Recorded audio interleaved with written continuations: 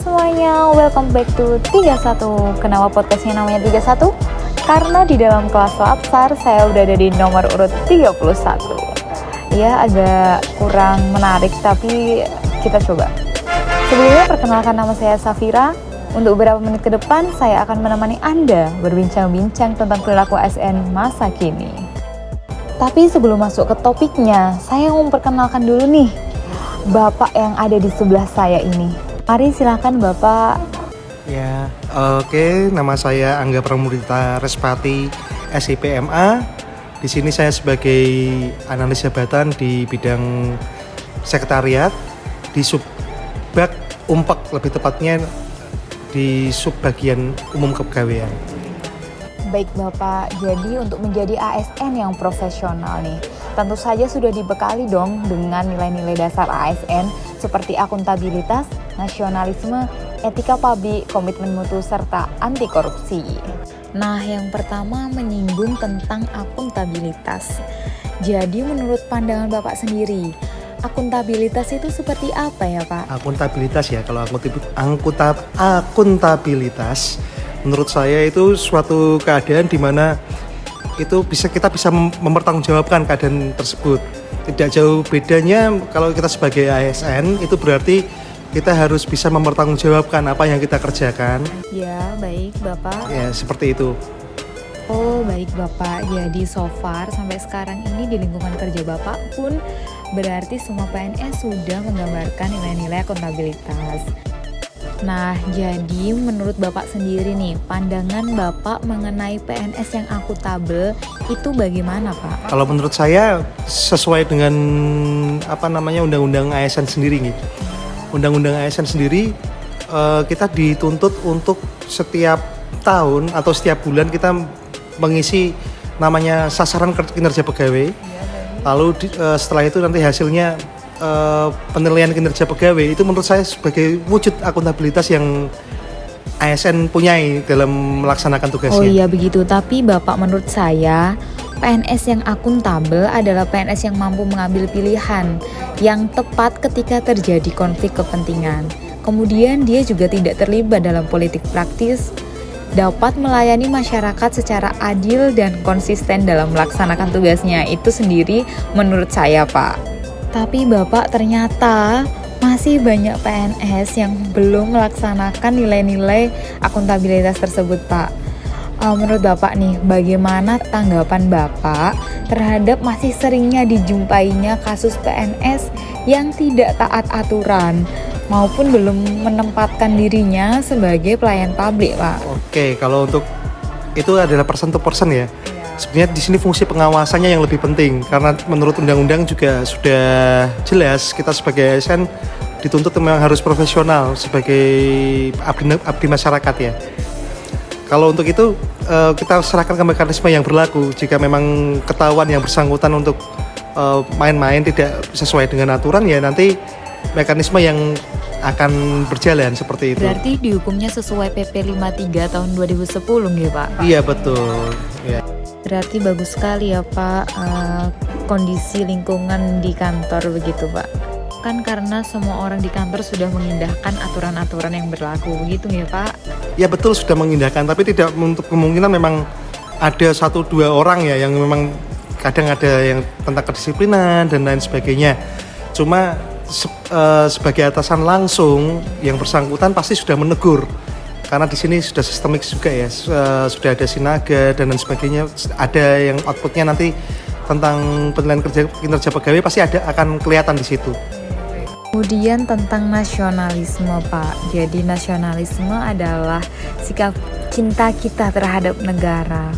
Menurut Bapak nih, di kantor Bapak nasionalismenya tuh sudah ada belum Pak? Sikap dalam mengamalkan Pancasila dalam bekerja begitu Pak. Oke, kalau nilai-nilai Pancasila dengan fungsi dan tugas saya, yang saya ketahui adalah sila yang ini ya, kita sebagai suatu entitas, organisasi. Jadi kita untuk melakukan suatu tugas atau pekerjaan, kita harus bersosialisasi atau berkoordinasi dengan bidang yang lain, seperti itu. Kalau saya sendiri seperti itu. Jadi kalau misalnya kita membutuhkan sesuatu, kita semua ada tim di sini, teamwork di sini. Jadi nilai Pancasila atau nilai nasionalisme yang kita terapkan di diri kita masing-masing, yaitu adalah sila pertama itu pasti, lima-limanya itu sudah kita terapkan sebenarnya terhadap kehidupan bermasyarakat, terutama entitas organisasi. Baik Bapak, kasus selanjutnya nih tentang fenomena PNS yang masih seringkali ditemukan memungut imbalan atas layanan yang diberikan kepada masyarakat. Tentunya sekarang menjadi permasalahan bagi kita semua nih Pak.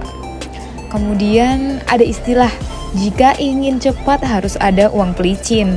Padahal hal tersebut sangatlah tidak diperbolehkan atau malah bahkan melanggar aturan yang sudah ditetapkan Pak. Jadi bagaimana tanggapan Bapak sendiri terhadap fenomena tersebut Pak? Berarti ini gratifikasi, korupsi dan lain sebagainya ya, yang perilaku menyimpang tersebut. Sebetulnya kalau untuk itu sudah ada fakta integritas dari kita masing-masing sebagai ASN ya. Fakta integritas itu di situ jika ketahuan satu dan lain halnya menyimpang dalam perilaku koruptif dan gratifikasi, maka di situ ya harus siap dengan hukuman yang ada. Dengan hukuman tertinggi adalah pemecatan. Jadi kalau menurut saya kalau kita sudah menandatangani fakta integritas di Provinsi Jawa Tengah ini, saya kira sudah sedikit berkurang ya. Jika ada oknum-oknum yang menyembunyikan atau di balik layar yang kita tidak ketahui, nantinya pasti akan kecium juga. Itu berlaku bukan hanya di Jawa Tengah saja, tapi se-Indonesia. Baik, dapat diterima Bapak. Kemudian tentang adanya korupsi. Korupsi tidak hanya berorientasi kepada uang Pak. Sekarang karena adanya pandemi, WFH dan WFO diterapkan di setiap kantor Pak. Menurut Bapak tentang adanya kasus presensi atau pelanggaran presensi, menurut Bapak, pandangan Bapak gimana Pak? Kemungkinan masih ada. Cuma di sini karena kita juga sudah sistemik dengan Sinaga online, yaitu aplikasi presensi, jadi bisa kelihatan di situ. Iya, kekurangan jam kerjanya berapa, lalu dengan tindak lanjutnya yaitu pemotongan tunjangan kinerja itu. Iya, jadi kelihatan di situ. Oh baik Pak, jadi sekarang tentang kasus konflik kepentingan Pak. Sekarang kerap terjadi pada birokrasi kita tentang adanya kasus konflik kepentingan yang terjadi di kantor Bapak saat ini, di instansi Bapak saat ini. Menurut Bapak, contoh real nyata seperti apa ya Pak tentang kasus konflik kepentingan? Oke, konflik kepentingan, konflik of interest ya. Konflik of interest sendiri kalau yang real terjadi, misalnya ini lebih ke nepotisme ya. Kita mau memasukkan, misalnya ada teman kita mau menitipkan untuk pegawai yang tidak tetap, misalnya itu yang pertama, yang kedua yang anak magang apa segala macam itu. Cuma di sini bisa diminimalisir. Konflik of interest dalam kehidupan itu pasti ada. Cuma tergantung dengan kalau misalnya itu titipan tapi sudah memenuhi kualifikasi yang ada dan itu memang lolos seleksi, dan itu tidak masalah. Kalau menurut saya seperti itu. Tapi jika tidak sesuai ya kita harus meminimalisir bagaimana ini supaya organisasi itu tetap solid seperti itu. Oh, berarti menurut Bapak boleh asalkan sesuai dengan kualifikasi dan kompetensi yang dimiliki oleh pegawai tersebut nih Pak. Iya, kita tidak menutup kemungkinan di dunia manapun, di belahan dunia manapun, konflik of interest itu pasti ada. Tidak mungkin hilang. Tergantung dari individunya masing-masing. Cuma dalam hal ini kita sudah dibentengi dengan aturan-aturan yang ada. Makanya untuk itu harus sesuaikan dengan persyaratan yang memang kita miliki, yang kita butuhkan, seperti itu. Jadi sekarang yang terakhir nih Pak, sebelum menutup podcast kali ini, jadi pertanyaan terakhir, menurut Bapak apa yang diharapkan sebagai seorang ASN dalam menghadapi situasi dan kondisi seperti sekarang ini, yaitu zamannya sudah maju, sudah melek teknologi? Oke. untuk ASN yang kita hadapi pada zaman sekarang. Yang pertama sudah era teknologi ya, semuanya serba sistem, semuanya serba elektronik. Iya, itu ada yang pertama peningkatan SDM dalam hal melek teknologi dulu. Karena masih banyak yang apalagi yang ASN yang berusia hampir pensiun atau yang memang berusia lanjut itu tidak paham dengan teknologi informasi.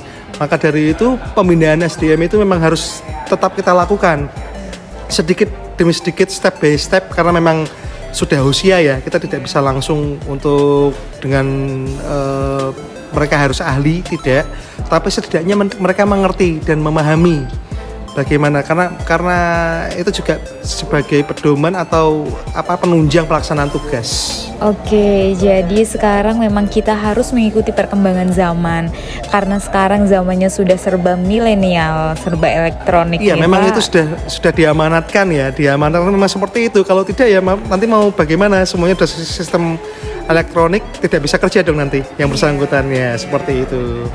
Baik, terima kasih Bapak, terima kasih atas sharingnya buat hari ini. Baiklah, sepertinya sudah berakhir ya podcast kita. Semoga teman-teman dapat mengambil manfaat, mengambil yang baik dan yang buruknya ditinggalin.